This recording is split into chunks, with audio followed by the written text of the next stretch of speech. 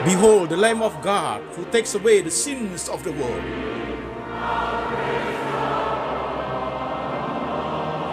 Jesus said, I am the way, the truth, and the life. No one comes to the Father but by me.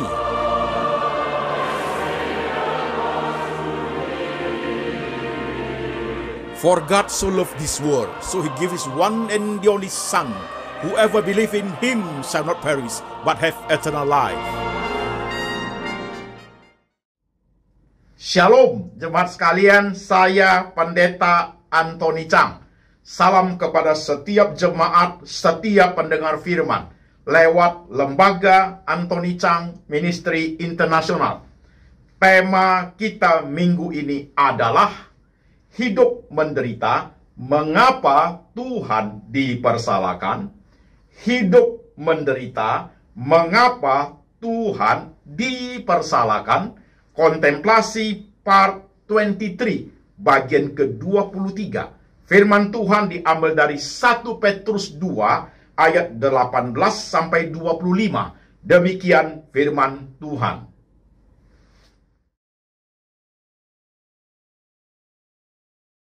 Hai kamu hamba-hamba, tunduklah dengan penuh ketakutan kepada Tuanmu, bukan saja kepada yang baik dan peramah, tetapi juga kepada yang bengis. Sebab adalah kasih karunia, jika seorang karena sadar akan kehendak Allah, menanggung penderitaan yang tidak harus ia tanggung.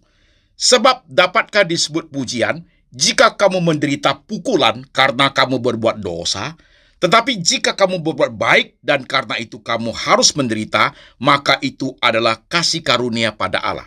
Sebab untuk itulah kamu dipanggil, karena Kristus pun telah menderita untuk kamu dan telah meninggalkan teladan bagimu, supaya kamu mengikuti jejaknya. Ia tidak berbuat dosa dan tipu tidak ada dalam mulutnya. Ketika ia dicaci maki, ia tidak membalas dengan mencaci maki. Ketika ia menderita, ia tidak mengancam, tetapi ia menyerahkan kepada Dia yang menghakimi dengan adil. Ia sendiri telah memikul dosa kita dalam tubuhnya di kayu salib, supaya kita yang telah mati terhadap dosa hidup untuk kebenaran. Oleh bilur-bilurnya kamu telah sembuh. Sebab dahulu kamu sesat seperti domba, tetapi sekarang kamu telah kembali kepada gembala dan pemelihara jiwamu. Amin. Saudara-saudara sekalian, firman Tuhan sudah kita baca, firman Tuhan sudah kita dengar. Sekarang saya mengajak setiap jemaat yang sedang ikut ibadah saat ini. Mari saudara-saudara, kita tunduk kepala, kita berdoa. Tuhan Yesus, kami sudah membaca firman-Mu. Kami sudah mendengarkan firman-Mu. Sekarang Roh Tuhan bekerja, mengurapi hamba-Mu ini, memberi ia hikmat dan bijaksana, boleh menguraikan firman Tuhan dengan baik, dengan sederhana, dengan bahasa yang gampang dimengerti oleh seluruh lapisan jemaat. Tuhan Yesus, kami ingin hidup berkenan kepada Tuhan. Tapi kami juga percaya, kami dipanggil bukan sekedar menerima berkat dalam hidup ini, tapi kami dipanggil juga untuk menderita untuk Tuhan Yesus. Oleh sebab itu, beri kami firman-Mu Tuhan, kuatkan kami lewat kebenaran-Mu, supaya kami jalan seiring dengan Tuhan di tengah senyum, tawa, nangis, air mata, kesulitan, tantangan yang kami harus hadapi. Tuhan berfirman, kami mendengar. Dalam nama Tuhan Yesus kami berdoa. Amin. Shalom jemaat sekalian, apa kabar? Saudara sekalian, tema kita adalah hidup menderita, mengapa Tuhan dipersalahkan? Kontemplasi bagian ke-23. Saudara-saudara sekalian, tema ini muncul adalah hasil kontemplasi saya dalam 1 minggu ini ketika membaca semua WhatsApp yang masuk ke Lembaga Antoni Chang Ministry Internasional. WhatsApp yang masuk itu berisi berbagai pergumulan, keluhan daripada jemaat dalam berbagai usia, berbagai kalangan, saudara sekalian. Jadi keluhanlah, problem rumah tangga, problem pekerjaan, problem kesehatan, banyak hal yang dipertanyakan, jemaat sekalian. Maka hasil daripada kontemplasi, melihat semua yang jemaat alami itu, saudaraku, muncullah tema ini. Hidup menderita, mengapa Tuhan dipersalahkan? Oke, jemaat menyimak dengan baik. Step by step. Hari ini khotbahnya agak dalam, memerlukan konsentrasi yang full, saudaraku, sehingga saudara bisa mengerti dengan baik. Mari kita mulai, pelan-pelan, saudara sekalian. Sebagai introduksi untuk khotbah ini, 3 poin. Poin pertama adalah suatu ilustrasi. Kain hitam, kain merah, kain putih. Ilustrasi. Introduction pertama. Introduction poin pertama. Kain hitam, kain merah, kain putih. Ketika kita masih hidup dalam dosa, belum percaya kepada Tuhan Yesus, kita hidup di kain yang hitam. Terus menerus berbuat dosa. Ketika kita percaya Tuhan Yesus, bertobat dan diselamatkan, kita sebagai orang percaya hidup di kain merah. Terus menerus disucikan oleh darah Tuhan. Oke? Suatu hari ketika kita meninggal, kita kembali kepada rumah Bapa di sorga, maka kita ada di kain berwarna putih. Tidak mungkin berbuat dosa lagi. Nah sekarang jemaat perhatikan. Posisi kita sekarang adalah di kain merah. Terus menerus disucikan oleh darah Tuhan. Posisi di kain merah, possibility. Kemungkinan untuk tidak berbuat dosa ada. Kemungkinan untuk melakukan dosa tetap ada, saudaraku. Oke? Nah sekarang itu introduction poin pertama. Introduction poin kedua, saudaraku. Jemaat menyimak pelan-pelan. Sebagai orang percaya, Kristen atau Katolik, apakah masih bisa berbuat dosa? Possibility untuk berbuat dosa masih bisa nggak? Kemungkinan untuk berbuat dosa bisa nggak? Sangat bisa. Bisa tidak berbuat dosa, bisa berbuat dosa. Orang Kristen, orang Katolik, bisa nipu nggak? Bisa. Bisa bohong nggak? Oh iya. Bisa ciak uang orang nggak? Bisa. Bisa melakukan tindakan kejahatan kriminal sehingga dipenjarakan. Bisa nggak? Bisa. Berapa banyak orang percaya yang sekarang meringkuk di penjara karena dosa dan kejahatan? Berapa banyak pendeta-pendeta karena tindakan kejahatan mereka harus meringkuk dalam penjara? Introduction poin kedua. Tadi itu, possibility-nya ada nggak sebagai orang percaya? Masih bisa berbuat dosa nggak? Bisa. Oke, saudaraku. Introduction poin ketiga. Ada possibility nggak? Ketika kita menjadi orang Kristen atau menjadi orang Katolik, kita mengalami penderitaan karena perbuatan orang lain. Iya. Orang Kristen, orang Katolik, bisa difitnah nggak? Bisa. Bisa ditipu nggak? Bisa. Menipu aja bisa kok, apalagi ditipu. Bisa nggak dikhianatin orang? Bisa. Dikecewakan? Iya. Tidak disayang keluarga? Bisa nggak menderita karena kejahatan orang lain? Sangat bisa. Rugi di perusahaan karena ditipu orang? Iya. Bahkan mengalami penderitaan sakit sampai mati? Iya. Contoh COVID. Banyak orang Kristen, bahkan pendeta meninggal, saudaraku. Oke? Jadi saudara sekalian, introduction poin yang kedua itu, saudaraku. Poin pertama tadi, kain hitam, kain putih, kain merah. Introduction poin kedua, orang Kristen, possibility untuk berbuat dosa masih ada. Possibility untuk tidak membuat dosa ada. Poin ketiga, orang Kristen bisa menderita karena dosa orang lain? Sangat bisa. Jadi kita ini orang percaya saudaraku tidak kebal. Tidak kebal. Setelah menjadi Kristen, apa-apa tidak terjadi sama saya. Bukan itu ajarannya. That is not according to Bible, saudaraku. Yesus Kristus yang adalah kebenaran pun menderita dalam dunia ini. Murid-murid Tuhan Yesus dari zaman perjanjian lama sampai zaman perjanjian baru, rasul-rasul, nabi-nabi, mereka menderita, saudaraku, dalam hal ini. Oke? Jelas, saudara sekalian, clear, supaya khotbahnya bagus, saudaraku, pengertian baik. Introduction ini harus dimengerti jemaat dengan tepat dulu. Kau dan aku sudah orang percaya. Masih bisa buat dosa nggak? Bisa. Bisa nggak tidak berbuat dosa? Bisa. Oke? Poin kedua, kau dan aku orang sudah percaya. Bisa disakiti orang nggak? Iya. Bisa ditipu orang nggak? Bisa. Bisa dilukain orang nggak? Bisa, saudaraku. Possibility untuk itu bisa terjadi. Oke, nah sekarang kita lanjut, saudara-saudara sekalian. Ketika penderitaan itu datang menimpa kita orang percaya, muncullah respon kita dalam 3 hal. Respon kita dalam 3 poin. Oke? Poin pertama, poin pertama, saudaraku, nangis, sedih, susah, kecewa, marah, panik, bingung, tak terima kenyataan, teriak-teriak, stres berat, bahkan depression. Bisa.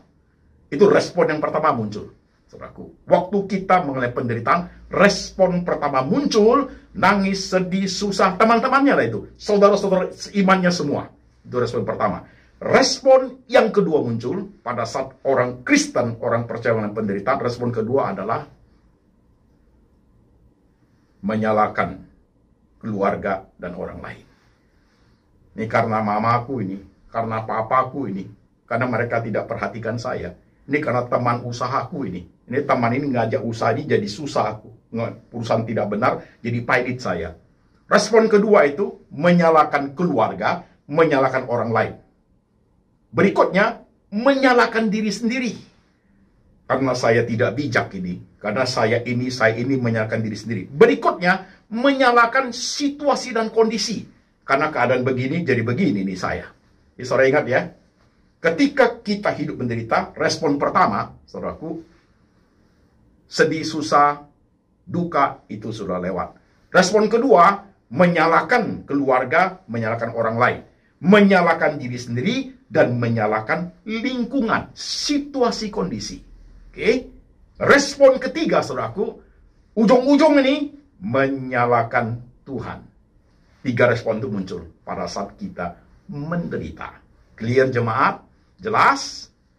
Jelas? Kalau jelas, kita lanjut lagi, saudaraku. Perlu konsentrasi. Jadi saudara sekalian, respon pertama itu sedih, susah, panik, bingung, kecewa, marah, tak bisa terima kenyataan, bahkan teriak-teriak, bengong, saudaraku. Itu adalah hal yang manusiawi. Manusiawi. Oke saja. Normal itu terjadi. Tetapi respon yang kedua dan ketiga harus hati-hati. Respon kedua, nyalakan keluarga, nyalakan orang lain, nyalakan diri sendiri, nyalakan situasi kondisi, nyalakan lingkungan. Respon yang ketiga, menyalahkan Tuhan. 2 respon ini harus hati-hati.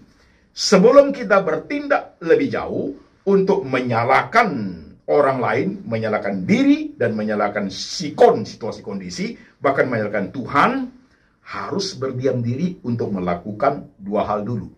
Jemaat menyimak. Ketika aku menderita, respon pertama, nangis, sedih, susah, oke lah.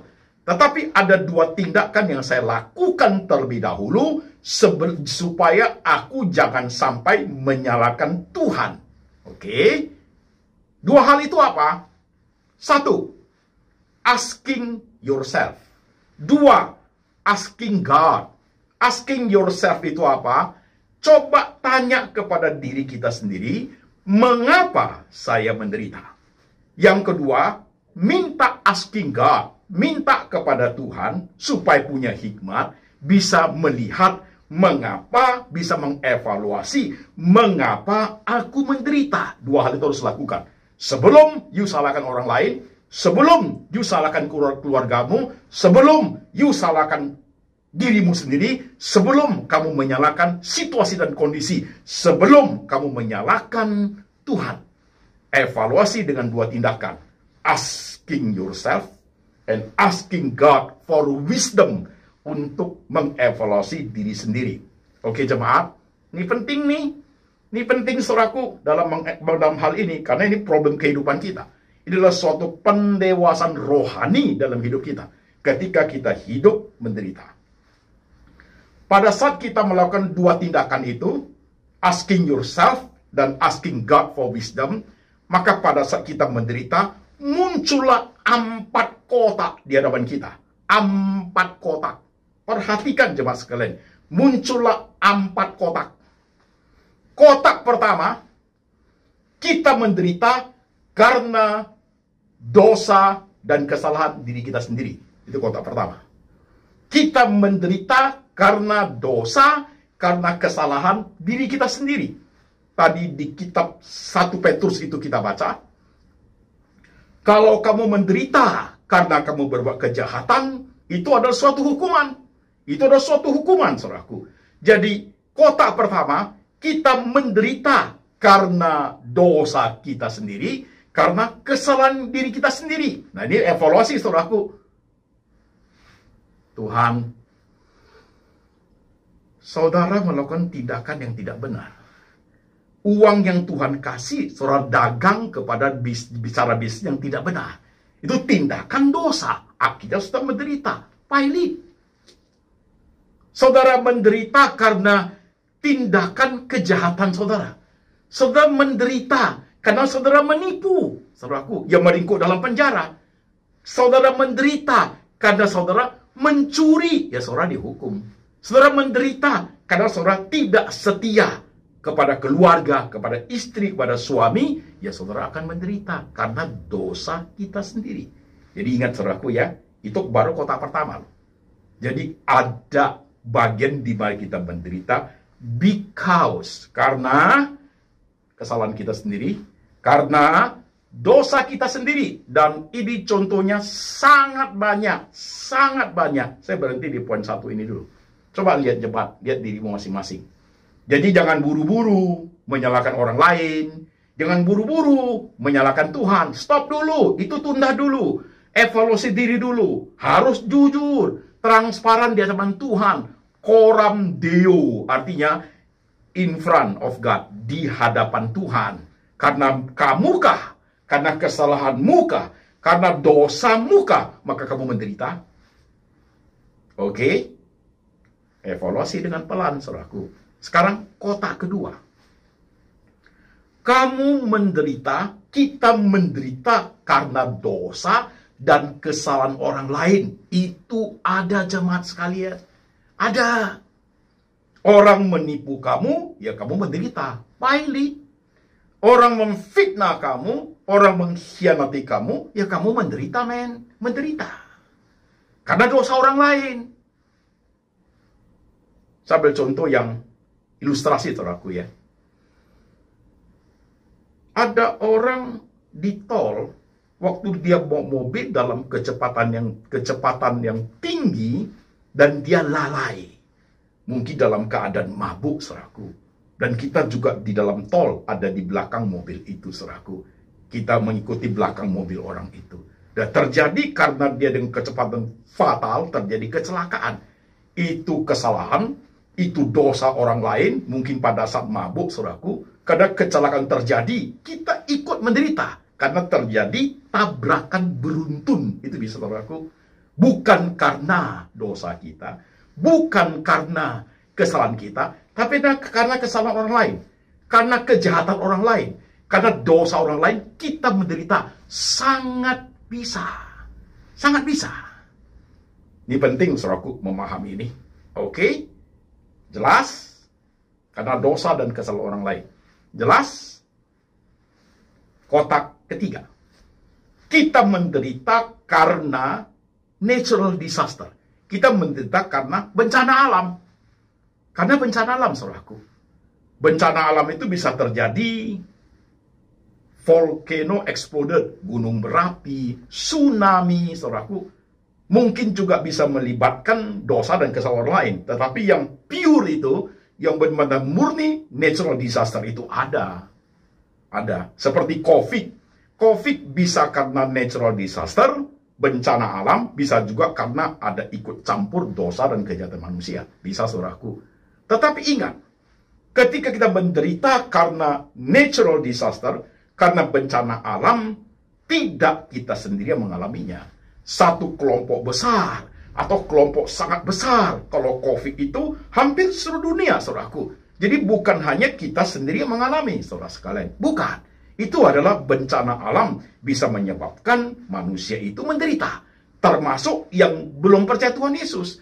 Termasuk yang sudah percaya Tuhan Yesus. Jadi pada saat terjadi COVID, banyak orang Kristen, orang Katolik meninggal. Bahkan pendeta juga meninggal, saudaraku. Jadi kita tidak kebal. Kita tidak kebal, jemaat sekalian. Oke? Kotak 1, karena dosa dan kesalahanmu sendiri, you menderita. Kotak 2, you menderita karena dosa dan kesalahan orang lain. Kotak ketiga, you menderita karena bencana alam. Dan kotak keempat, kamu menderita karena kebenaran. Ini dalam, jemaat sekalian. Di perikop yang kita baca, saudaraku, di perikop 1 Petrus 2 ayat 18 sampai 25 yang kita baca, saudaraku. Kamu dipanggil bukan saja diberkati, tapi kamu dipanggil untuk menderita untuk Yesus Kristus. Kita menderita karena kebenaran. Itu ada, jemaat. Saya kasih contoh. Di perusahaan mau hidup benar. Di perusahaan mau kerja benar. Keuangan mau jujur. Tapi seluruh perusahaan itu orang-orang di sana kerja tidak jujur. Mereka tidak suka kamu. Mereka fitnah kamu. Ada dosa dan kesalahan mereka melibatkan itu. Tetapi kamu mau hidup benar. Mereka tidak suka. Karena fitnah mereka, kamu dipecat, saudaraku. Kamu menderita karena kebenaran. Kamu ingin hidup benar. Itu ada, jemaat sekalian. Itu ada. Contoh lagi. Istri mau hidup benar karena kebenaran. Supaya istri harus taat, setia kepada suami. Tapi suamimu tidak benar. Atau suami mau hidup benar, tapi istrimu tidak benar. Selingkuh dia, hidup tidak benar. Tapi saudara tetap mau setia. Kamu menderita karena kebenaran. You mau taat. You mau hidup benar, saudaraku. Menderita. Yes, itu terjadi, saudaraku, dalam kehidupan kita. Jadi ada kotak keempat ini menjadi penting. Menderita karena kebenaran. Ayat yang kita baca tadi itu, Yesus Kristus tidak berbuat dosa. Yesus Kristus adalah kebenaran, tapi menderita. Dia disiksa, dia dipukul, dia dihina, dia diejek, dia diludai, bahkan dia dipaku di atas kayu salib. Menderita karena kebenaran. Dimensi seperti itu ada dalam kehidupan kita, saudaraku. Ada. Jadi 4 kotak ini sudah terjabar dengan jelas di depan mata kita. Jadi ketika air matamu turun, tak bisa terima kenyataan, you nangis, you sedih, mengalami banyak hal, saudaraku, jangan cepat-cepat menyalahkan Tuhan. Jangan cepat-cepat menyalahkan orang lain. Jangan cepat-cepat menyalahkan situasi dan kondisi. Evaluasi dulu. Lihat 4 kotak ini. Sakitmu, susahmu, menderitamu ada di kota yang mana? Ada di kota yang mana? Ini menjadi penting, jemaat sekalian. Oke? Inilah hikmat kehidupan ini, saudaraku. Jadi, tema ini tema besar, saudara sekalian. Perlu ada suatu kontemplasi di part 23 ini, saudaraku. Suatu kontemplasi dalam 4 kotak. Kontemplasinya 4 kotak, loh, saudaraku. Nah, sekarang pelan-pelan menyimak. Saya akan uraikan pelan-pelan kontemplasinya seperti apa. Kontemplasi kotak pertama. Biasa, jemaat sekalian, kalau kontemplasi itu kan ada yang 1 jam, 2 jam di rumah, 1,5 jam dalam mobil perjalanan keluar kota, atau 1 jam dalam perjalanan terbang ke kota lain dengan pesawat. Ada juga 15 menit habis makan siang di kantor, masih ada waktu 15 menit untuk duduk-duduk, itu contemplate. Atau 20 menit di Starbucks lagi ngopi, itu kontemplasi, saudaraku. Kontemplasi Kotak pertama. Tuhan, ini gara-gara saya ini jadi begini, hidup ini. Saya ada di jalan orang berdosa, Tuhan. Aku akui itu, Tuhan. Tuhan pulihkan saya ya. Yuk kontemplasi seperti itu, saudaraku. Transparansi, jujur di hadapan Tuhan. Ini gara-gara saya ini, keluarga saya hancur. Ini gara-gara saya ini, saya dipecat dari perusahaan. Ini gara-gara saya ini, anak-anak saya terlantar. Ini gara-gara saya nih, istri saya dengan saya sudah tidak akur dan sudah terancam perceraian. Ini gara-gara saya ini, orang sudah tidak percaya. Orang-orang bisnismen sudah tidak percaya karena aku tidak jujur dalam keuangan. Ini gara-gara saya di Tuhan. Kontemplasinya seperti ini. Ini gara-gara saya, mulut saya ini Tuhan, saya menfitnah. Ini gara-gara saya Tuhan, saya mengucapkan kata-kata tidak benar kepada orang lain. Ini Tuhan, saya sering berbohong, maka tidak ada satu orang pun yang percaya kepada saya lagi. Ini gara-gara saya di Tuhan. Jadi saudaraku, yuk kontemplasi. Ini gara-gara saya di Tuhan. Saya hidup tidak benar. Saya sudah punya istri, anak-anak sudah besar-besar, perusahaan saya bagus, perusahaan saya besar, tapi saya hidup tidak benar. Saya hidup nggak benar, Tuhan. Saya hidup di nightclub, hidup jatuh dalam dosa, bahkan ada will yang tidak benar, Tuhan. Sehingga istri saya pun tidak hargai saya. Anak-anak saya panggilnya papa, tapi sinar matanya menghina saya, Tuhan. Sinar matanya menghina saya. Kalimat saya mereka iya, tapi mereka tidak dengar. Karena mereka sambil iya, hatinya sambil menghina saya. Papa begitu ke orangnya, mau suruh saya hidup benar. You aja seperti itu. Anak saya, sinar matanya memberitakan seperti Tuhan. You harus akui, saudaraku. Itu karena dosamu sendiri. Karena you menderita. Itu contemplate itu. Hanya kamu dan Tuhan yang tahu. Saya tipu orang ini, Tuhan. Sekalipun aku dapat uang banyak, saya tipu orang ini, Tuhan. Akhirnya, lihat itu anak saya hidupnya seperti apa. Lihat istri saya hidupnya seperti apa. Bisnis saya tidak diberkati Tuhan karena lewat hasil penipuan. Hasil tipu uang orang. Aku menderita karena dosaku sendiri. Contemplate ya. Tuhan pulihkan aku. Tuhan bawa aku ke jalan yang benar. Tuhan kembalikan aku ke jalan lurus ya Tuhan. You contemplate, saudaraku. I don't know you. Tapi kotak pertama menjadi penting untuk suatu pemulihan. Oke? Contemplate kotak kedua. Menderita karena dosa orang lain. Dia itu loh Tuhan. Dulu dia susah sekali Tuhan Yesus. Saya tolong dia. Saya pinjam dia uang Tuhan. Sekarang dia sudah maju bisnisnya. Bukannya pinjaman itu dikembalikan kepada saya. Bahkan dia menfitnah saya Tuhan. Dia mengata-ngatai saya. Bahkan dia mengkhianati saya Tuhan Yesus. Aku jadi menderita, jadi disalah sangka sama orang.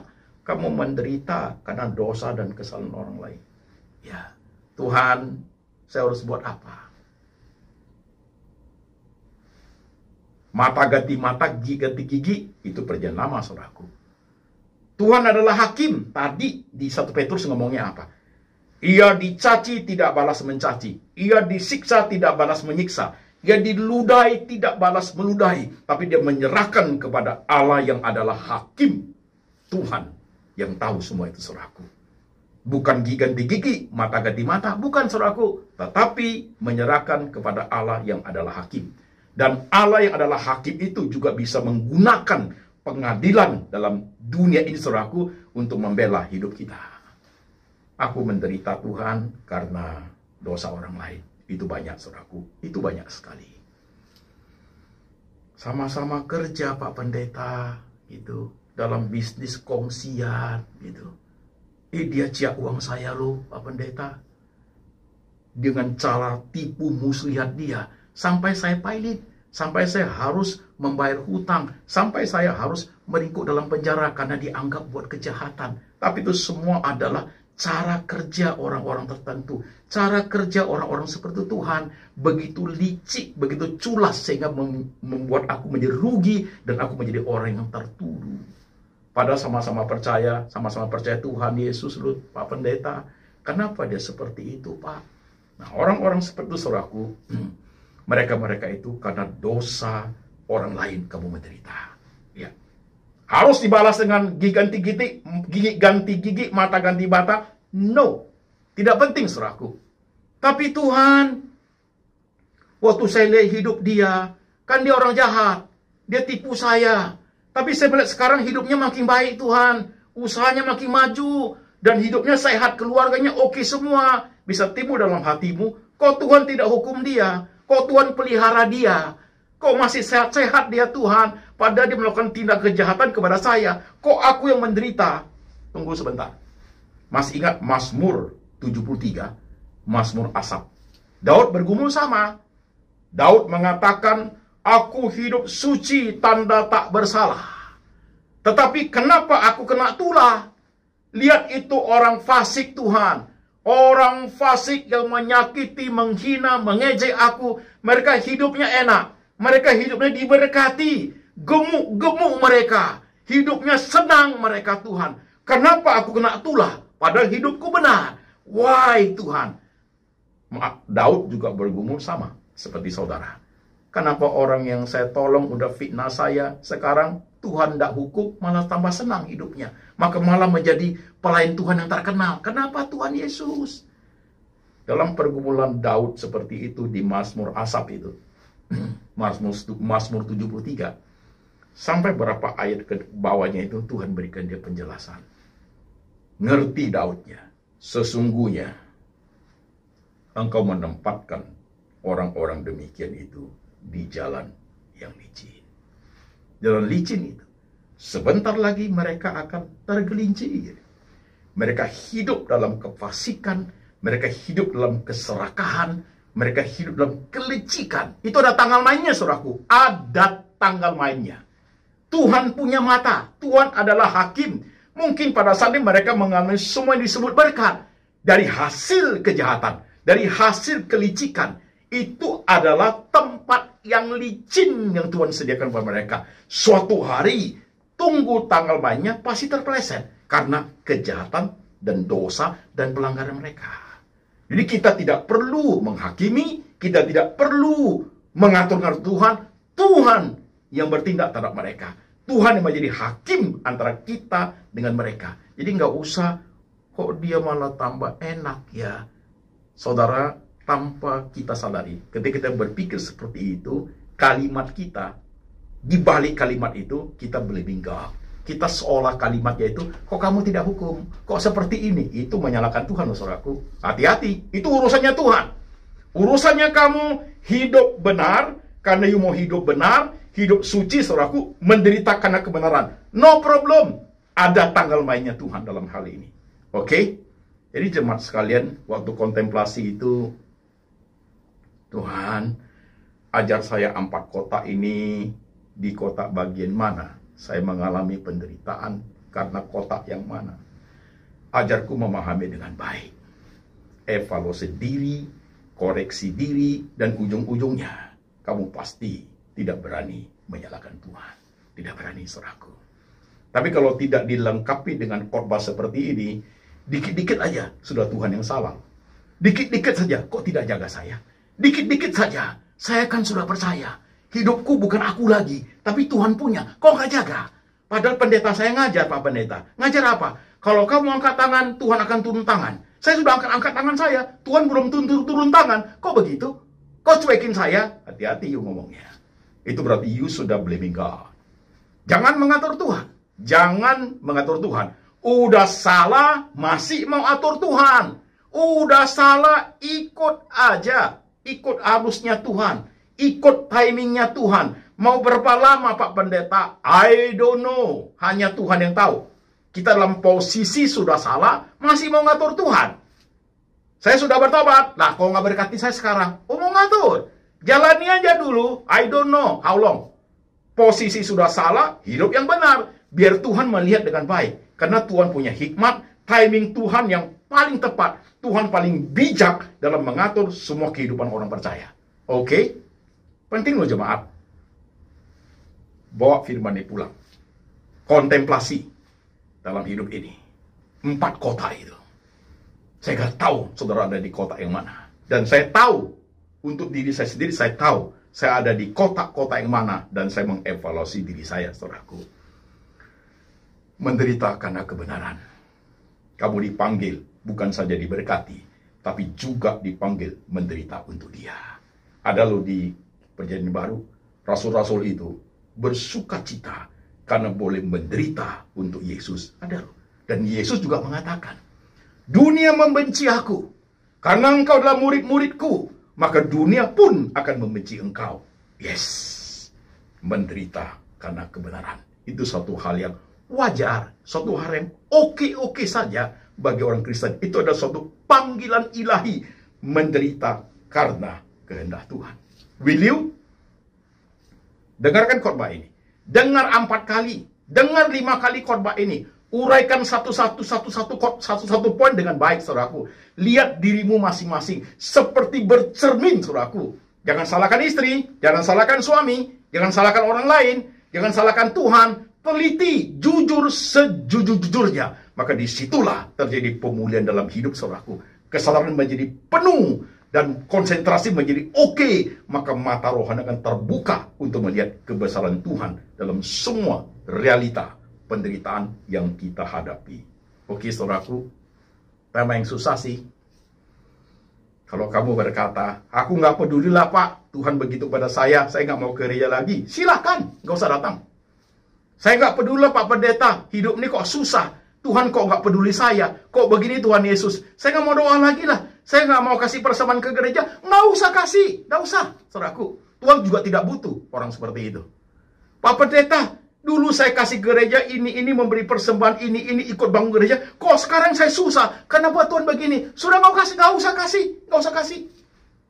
Karena you dikit-dikit sudah menghitung jasa kepada Tuhan. Sudah menghitung jasa. Itu orang yang pikiran terlampau pendek, saudaraku. Hitung untung rugi sama Tuhan Yesus. Keterlaluan jadi orang percaya. Keterlaluan. Apa yang kita miliki bisa membalas kebaikan Tuhan. Apa yang kita miliki semuanya bisa membalas kebaikan Tuhan yang mati untuk kita. Tidak ada. Sekalipun badan ini habis, sekalipun badan ini berdarah-darah pun, saudaraku, mati berdarah-darah pun, saudaraku, belum cukup untuk membalas kebaikan Tuhan. Iya. Tapi untuk sedikit yang kita lakukan berjasa kepada Tuhan, sudah kita hitung jasa, hitung berkat. Kok Tuhan, you seperti kepada saya. Hati-hati, men. Itu dalam posisi blaming God. Mempersalahkan Tuhan. Bawa khotbah ini pulang, jemaat sekalian. Saya nggak tahu you siapa. Saya nggak tahu yang saudara alami hari ini apa. Tapi khotbah ini masuk sampai ke bagian hidupmu, masuk ke dalam bagian relung hatimu yang paling dalam, ke bagian spot hitam yang kau sembunyikan, begitu, yang kamu tutup, sudah tertutup dan bahkan menyalahkan Tuhan. Sampai di situ kebenaran berbicara, saudaraku. Membuka tabir dalam hidupmu yang black spot itu. Ke gereja udah gak mau. Ibadah sudah gak mau.